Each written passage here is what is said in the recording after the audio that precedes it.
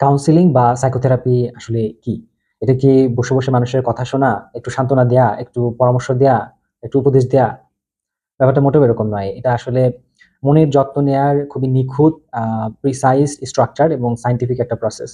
বর্তমান বিশ্বে অনেক রকমের সাইকোথেরাপির মাঝে সবথেকে জনপ্রিয়, কার্যকরী এবং এভিডেন্স বেসড সাইকোথেরাপি হলো কগনিটিভ বিহেভিয়ার থেরাপি বা সিবিটি। মানুষের চিন্তাধারা বা থিংকিং প্রসেসের প্যাটার্নের মাঝে পরিবর্তন এবং বিলিফ সিস্টেমের প্যাটার্নের মাঝে পরিবর্তন করে জীবনে ইতিবাচক পরিবর্তন নিয়ে এসে নতুন করে সাজাতে কগনিটিভ বিহেভিয়ার থেরাপি খুবই চমৎকারভাবে এবং ম্যাজিক্যালি কাজ করে। আমি নাসিম বিল্লাহ। আমি একজন psychologist, cognitive behaviour therapy practitioner এবং ট্রেনার। আজকে আমি আলাপ করব মূলত সাইকোথেরাপি নিয়ে, কগনিটিভ বিহেভিয়ার থেরাপি নিয়ে। কগনিটিভ বিহেভিয়ার থেরাপি আসলে কিভাবে কাজ করে, স্ট্রাকচার কিরকম হয়, কোন, কোন ধরনের মানসিক স্বাস্থ্য বিষয়ে এটা কাজ করে এবং এটা আপনার জন্য কাজ করবে কিনা। ১ম এই আমরা আলাপ করি সাইকোথেরাপি নিয়ে। সাইকোথেরাপি আসলে মনের যত্ন নেওয়ার একটা সায়েন্টিফিক প্রসেস। আ যেখানে একজন আ ব্যক্তি যাকে বলা হয় ক্লায়েন্ট, উনি একজন সাইকোলজিস্টের কাছে তার মনের যত আ অসুবিধা এবং রিলেভেন্ট নানা রকম তথ্য শেয়ার করেন। যেগুলো শেয়ার করার মাধ্যমে আ তার মনের নানা রকম অস্থিরতা, অশান্তি কমে আসে বা মনের জট খুলতে থাকে এবং সাইকোলজিস্ট তাকে নন জাজমেন্টালি জেনুইন ভাবে তার কথাগুলো শুনেন। একটা সময়ে ব্যক্তি রেডি হন তার নিজের সমস্যা নিজেই সমাধান করার জন্য। তখন সাইকোলজিস্ট তাকে হেল্প করেন হাতে কলমে সে কিভাবে তার নিজের সমস্যাটাকে সমাধান করতে পারবে। সাইকোথেরাপি অনেক রকমের হয়, যেরকম psychoanalysis, brief psychodynamic, acceptance commitment therapy, transaction analysis, cognitive behaviour therapy, psychodrama. তো কগনিটিভ বিহেভিয়ার থেরাপি বর্তমান বিশ্বে সবথেকে জনপ্রিয়, কার্যকরী এবং এভিডেন্স বেসড একটা সাইকোথেরাপি।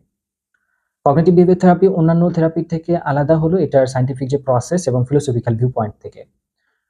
সিবিটির ফিলোসফিক্যাল ভিউ পয়েন্ট হলো যে আমাদের চারপাশে অনেক কিছুই ঘটে বা অনেক পরিস্থিতি আমাদের সাথে ঘটে, মূলত কষ্ট দেয় আমাদের থিংকিং প্রসেস বা আমরা ওই পরিস্থিতি বা ওই বিষয়টাকে কিভাবে দেখছি বা কিভাবে জাজ করছি বা ওইটা নিয়ে আমি কি ভাবছি বা কি মনে করছি, এটাই। তো কগনিটিভ বিহেভিয়ার থেরাপির মূল ফোকাস থাকে যে এই চিন্তাধারার প্যাটার্নের মধ্যে ইতিবাচক পরিবর্তন নিয়ে আসতে পারা। তাহলে আসলে আমাদের অশান্তির কারণ চিন্তাভাবনা কিভাবে, এটা সম্ভব কিভাবে? আমি যদি বাস্তব জীবনের একটা উদাহরণ দেই, যেমন ধরুন একজন ব্যক্তি একা রাস্তা দিয়ে হেঁটে যাচ্ছে রাতের বেলা এবং যেতে গিয়ে অপোজিট সাইড থেকে আরেকজন ব্যক্তি আসছেন, তার সাথে ধাক্কা লেগে গেছে। তো আ এই ব্যক্তির কাছে মনে হচ্ছে যে উনি ধাক্কা দিয়েছে, উনি ইচ্ছা করে ধাক্কা দিয়েছেন এবং লোকটা বেয়াদব, লোকটা ফাজিল, এই কারণে ধাক্কা দিয়েছে। তো তার আসলে কেমন লাগবে ওই সময়? নিশ্চয়ই রাগ লাগবে। আর যখন রাগ লাগবে তখন মানুষের প্রতিক্রিয়া কেমন হয়? উনি হয়তো মনে, মনে গালি দিবেন অথবা আসলেই গালি দিবেন বা তাকে হিট করার ট্রাই করবেন বা এমন কোনো কথা বলবেন যাতে ওই ব্যক্তি একটু কষ্ট পায়। সেইম ঘটনা আরেকজন ব্যক্তির সাথে ঘটছে। তার কাছে মনে হয়েছে যে ব্যক্তি ধাক্কা দিল, উনি হয়তো কোনো কারণে বিপদে আছেন বা কোনো কারণে অ্যা অসুবিধার মাঝে আছেন, যার জন্য রাশে আছেন, এই কারণে ধাক্কাটা লেগে গেছে। উনারও কি রাগ লাগবে? উনার কিন্তু রাগ লাগবে না। উনার কাছে সহানুভূতি লাগবে। উল্টা উনি হয়তো সরি বলবেন। সেইম ঘটনা আরেকজন ব্যক্তির সাথে ঘটছে। তার কাছে মনে হচ্ছে এই যে ধাক্কা লাগলো, এই ধাক্কা লাগার ব্যাপারটাকে ইস্যু করে আমাকে এখানে একা রাস্তায় আ আম ছিনতাই করবে বা হ্যারাসমেন্ট করবে। তার কি রাগ লাগবে বা সহানুভূতি হবে? মোটেও না। তার আসলে ভয় লাগবে। আর যার ভয় লাগবে সে কি করবে? খুব দ্রুত ওই জায়গা থেকে সরে যাওয়ার ট্রাই করবে। তাহলে আমরা দেখলাম যে একই ঘটনায় কিন্তু একেকজন ব্যক্তি একভাবে দেখে এবং তাদের ফিলিংস ডিফারেন্ট হয়। শুধু তাই নয়, তাদের অ্যাকশন ও ডিফারেন্ট হয়। তবে আরেকটা ব্যাপার থাকে যেটা হলো ফিজিক্যাল রিঅ্যাকশন। মানে শরীরের ভিতরে কি অনুভূতি হচ্ছে সেটাও কিন্তু ডিফারেন্ট হয়ে থাকে। রাগ লাগলে এক ধরনের শারীরিক অনুভূতি হয়। তখন আমাদের চোখ লাল হয়ে যায়, মুখ লাল হয়ে যায়, গায়ের লোম দাঁড়িয়ে যায়, হাত পা থরথর করে কাঁপে, আমাদের কণ্ঠ ডিফারেন্ট হয়ে যায়। তারপরে যদি ভয় পাই আমরা তখন বুক ধড়ফড় করে, মুখ শুকিয়ে আসে, হাত পা কাজ করছে না এরকম মনে হয়। গা ঘামতে থাকে। তার মানে আম কোনো একটা ঘটনা শুধুমাত্র ওই ঘটনাই আমাদেরকে কষ্ট দেয় না বা আমাদের আবেগ তৈরি করে না। আমরা ওই ঘটনাকে কিভাবে দেখছি সেটার উপর নির্ভর করে আমাদের কেমন ফিল হবে বা কেমন আবেগ তৈরি হবে এবং আমাদের ফিজিক্যাল রিঅ্যাকশন কিরকম হবে এবং আমরা ওই মুহূর্তে কি করব? এই সমস্ত কিছুই কিন্তু কানেক্টেড থাকে। এবং যারা মানসিকভাবে অনেক বেশি কষ্ট পেয়ে থাকেন বা অসুস্থতার মধ্যে দিয়ে যান, তাদের ক্ষেত্রেও কিন্তু এই ধরনের ঘটনা ঘটে। আসলে সবার সাথে এই ঘটনাগুলো ঘটে। কিন্তু যাদের সাথে ওই যে নেতিবাচক চিন্তার প্যাটার্ন গুলো অনেক বেশি শক্তপোক্ত হয়ে যায় এবং সেগুলোর কারণে প্রতিনিয়ত নানা রকম অসুবিধার মাঝে পড়েন, তারা আসলে ধীরে, ধীরে মানসিকভাবে অসুস্থতার দিকে চলে যান। সো এই কারণে কগনিটিভ বিহেভিয়ার থেরাপি বা সিবিটি এর মেইন ফোকাস থাকে যে একজন মানুষ কিভাবে চিন্তা করেন, কোনো বিষয়কে কিভাবে জাজ করেন বা কোনো পরিস্থিতিকে কিভাবে জাজ করছেন, ওই জাজমেন্ট বা কিভাবে দেখছেন বা কি মনে করছেন সেইটার উপরে অনেক বেশি। সেটাকে যদি কোনোভাবে পরিবর্তন করে দেওয়া যায় বা মডিফাই করে দেওয়া যায়, তাহলে ওই ব্যক্তি অশান্তি থেকে বের হয়ে আসতে পারেন বা মানসিক অসুস্থতা থেকে রিকভারি করে ফেলতে পারেন। এটাই হলো কগনিটিভ বিহেভিয়ার থেরাপির মূল বিষয়। তাহলে এখন প্রশ্ন আসতে পারে যে মানুষের অশান্তির সবকিছুই কি তার চিন্তার উপরেই নির্ভরশীল? বা চিন্তাগুলাই কি মেইন প্রেডেটর? হ্যাঁ, চিন্তাগুলো মেইন প্রেডেটর। তবে কখনো সবসময় তা নাও হতে পারে। আ মানুষের চিন্তা বা আ আ বিশ্বাসের ধরন আসলে ৩ রকমের হয়ে থাকে সিবিটি বা কগনিটিভ বিহেভিয়ার থেরাপির ফিলোসফি অনুযায়ী। আ কখনো, কখনো কিন্তু মানুষের এক্সপেরিয়েন্স বা মানুষ যা দেখছেন সেটাই কিন্তু সঠিক হতে পারে। বা নিজের সম্পর্কে ধারণা বা আশেপাশের সম্পর্কে তার ধারণা কিন্তু সঠিক হতে পারে।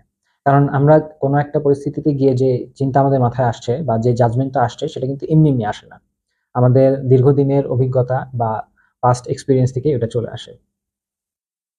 সো মানুষের চিন্তাভাবনার ধরন আসলে ৩ রকমের হয়ে থাকে। একটা হলো আমরা বলি আ ডিস্টোর্টিভ টাইপের চিন্তাভাবনা। ডিস্টোর্টিভ টাইপের চিন্তাভাবনা মানে হলো একজন মানুষের লাইফ এক্সপেরিয়েন্স বা তার যে আ মূলত যে পরিস্থিতির মাঝে আছে এবং তিনি যা ভাবছেন তার মধ্যে আসলে সামঞ্জস্যতা থাকে না।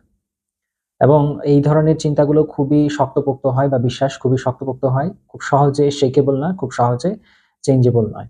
যেরকম ধরেন একজন মানুষ নিজেকে আনলাভেবল মনে করে বা ইনকম্পিটেন্ট মনে করে। তার সাথে ভালো কিছু ঘটলেও সে ওই নিজেকে ইনকম্পিটেন্টই মনে করবে। সেটা সহজে পরিবর্তনশীল নয়। যেমন ধরেন একজন মানুষ মনে করে যে আমি খুবই ইনকম্পিটেন্ট একজন মানুষ। আমার দ্বারা আসলে কিছু হবে না বা হয় না। আমি কিছু পারি না। তো ধরেন কোনো একটা প্রতিযোগিতামূলক কাজে সে খুব ভালো রেজাল্ট করছে। ধরেন সে ১ম স্থান অধিকার করছে। এখন সে কখনোই বলবে না যে এটা আমার নিজের যোগ্যতা এটা পারছি বা করছি। এইটা আসলে কর্তৃপক্ষ আমাকে দয়া করে মায়া করে দিয়ে দিছে। এরকম বলবেন। তো এই ধরনের চিন্তাভাবনা হলো ডিস্টোর্টিভ টাইপের চিন্তাভাবনা এবং এগুলোর জন্য মানুষ আসলে খুব বেশি কষ্টদায়ক মানসিক পরিস্থিতির মধ্যে পড়েন।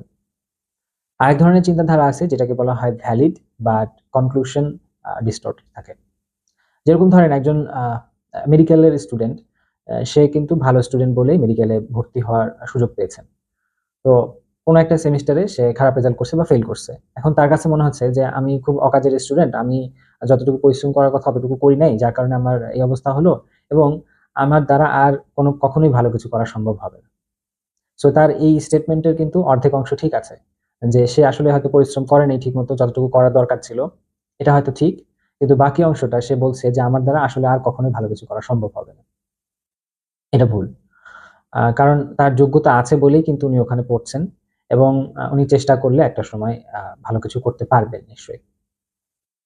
আরেক ধরনের চিন্তাভাবনা থাকে যেটা খুবই আ আ খতরনাক, যেটাকে বলা হয় decidedly dysfunctional belief বা থট। যেরকম মানে এটাতে হয় কি মানুষ যেরকম ভাবে মানুষের সাথে সেরকমটাই ঘটে। যেমন সোশ্যাল এনক্সাইটি যাদের থাকে তাদের ক্ষেত্রে এটা খুবই কমন থাকে। যেমন ধরেন প্রেজেন্টেশন দেওয়ার ব্যাপারে যেদিন অ্যানাউন্স হইছে যে অমুকের প্রেজেন্টেশন অমুক তারিখে। সেদিন থেকে কাউন্টডাউন শুরু হয়ে গেছে। অস্বস্তি শুরু হয়ে গেছে এবং ওই যে একটা চিন্তা যে আমি মনে হয় পারব না ভালো পারফর্ম করতে পারব না এবং মানুষ আমাকে নিয়ে হাসাহাসি করবে। আমি আ সবার সামনে হাসির পাত্র হয়ে যাব। তো ওই স্টেজে গেলে কি হবে না হবে সে ইমাজিন করতেছে বা ভাবতেছে বসে, বসে এবং চেষ্টা করতেছে কি করে পালানো যায়, কি করে প্রেজেন্টেশনটা না দিয়ে থাকা যায়। এই করতে প্রেজেন্টেশনের দিন চলে আসে। ততদিনে তার প্রস্তুতি ভালো করে নেওয়া হয়নি। তখন তাড়াহুড়া করে প্রস্তুতি নিতে গিয়ে স্লাইডটাও ভালো করে বানানো হয় না, প্রস্তুতি ভালো করে নেওয়া হয় না এবং প্রেজেন্টেশনের দিনে গিয়ে সে আসলে আরো ভয় অনেক বেশি হয়ে যায়। যার কারণে তার বডি এবং মাইন্ড দুটোই রেডি থাকে। রেডি থাকে বলতে অনেক ভালনারেবল অবস্থায় থাকে। তো যখন প্রেজেন্টেশন দেওয়া শুরু করে তখন তার চোখ পড়তে থাকে আশেপাশের মানুষ কিভাবে দেখছে, সবার ফেসিয়াল এক্সপ্রেশন এর দিকে যায়, কে কিভাবে শুনছে সেদিকে যায়। সো হঠাৎ করে যদি চোখ পড়ে যে কেউ একজন হাসাহাসি করছে অথবা তার নিজের দিকেই খেয়াল হলো যে আমি বোধহয় কোনো একটা ওয়ার্ড বলতে ভুল করে ফেলছি।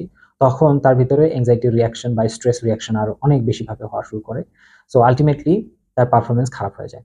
সে ওই যে মনে করছিল আমি বোধহয় ভালো কিছু পারবো না ভালো করে, বা পারফরম্যান্স আমার খারাপ হয়ে যাবে, আসলেই কিন্তু সেটা ঘটছে। আবার ধরেন কারো পরীক্ষার আগের রাতে শুয়ে চিন্তা করছে বা বসে চিন্তা করছে যে আগামীকাল পরীক্ষা, আমি যেগুলো পড়লাম এগুলো যদি কমন না পড়ে তাহলে তো পরীক্ষাটা খারাপ হয়ে যাবে। বা পরীক্ষার গার্ড যদি খুবই খারাপ হয় তাহলে আমার কি অবস্থা হবে? বা আমি যদি গিয়ে সব পড়া ভুলে যাই তাহলে কেমন হবে? এই চিন্তাগুলো কিন্তু একেবারেই ভ্যালিড। এগুলো হইতেই পারে। এরকম হওয়াটা অস্বাভাবিক কিছু না।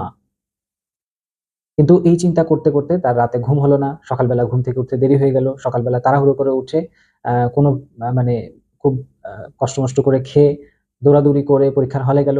একটু লেট হয়ে গেল পরীক্ষার হলে ঢুকতে গিয়ে। তো তার তো অলরেডি সে অনেক চাপে আছে। সো পরীক্ষার কোয়েশ্চেন হাতে পেয়ে দেখলো যে কিছু প্রশ্ন তার কমন পড়ছে, কিছু প্রশ্ন কমন পড়ে নাই। আ তো লেখালেখি শুরু করার সময় আসলেই সে ভুলে যাওয়া শুরু করলো। যেগুলো কমন পড়ছে সেগুলোও ভুলে যাওয়া শুরু করলো। তো আল্টিমেটলি পরীক্ষাটা তার খারাপ হলো। ওই যে আগে থেকে ভেবে রাখছে যে পরীক্ষা আমার খারাপ হবে, তার পরীক্ষা কিন্তু আসলেই খারাপ হলো। তো এইজন্য বলা হয় এটাকে ডিসাইডেডলি ডিসফাংশনাল বিলিফ বা থট। তো কগনিটিভ বিহেভিয়ার থেরাপিতে যেটা করা হয় যে মানুষের শুধুমাত্র যে চিন্তা ভাবনার মাঝে পরিবর্তন করতে হয় ব্যাপারটা তা নয়। কখনো একসেপ্ট করে নেয়ার দরকার হয়। সো অ্যাকসেপ্টেন্স শেখানো হয়। কখনো আমি কি করছি, আমার আচরণের মধ্যে যদি পরিবর্তন সম্ভব হয় তখন আচরণের মাঝে পরিবর্তন করা হয়। সেটা যদি বেটার রেজাল্ট দেয়। কখনো ইমোশন নিয়ে কাজ করা হয়। সো ওভারঅলি একজন মানুষের কোন জায়গায়, কোন চিন্তায়, আবেগে, আচরণে নাকি ফিজিক্যাল রিঅ্যাকশন এ কোথায় পরিবর্তন দরকার বা কোথায় মডিফিকেশন দরকার সেটাই আসলে আইডেন্টিফাই করে আ মডিফাই করে হেল্প করা হয়।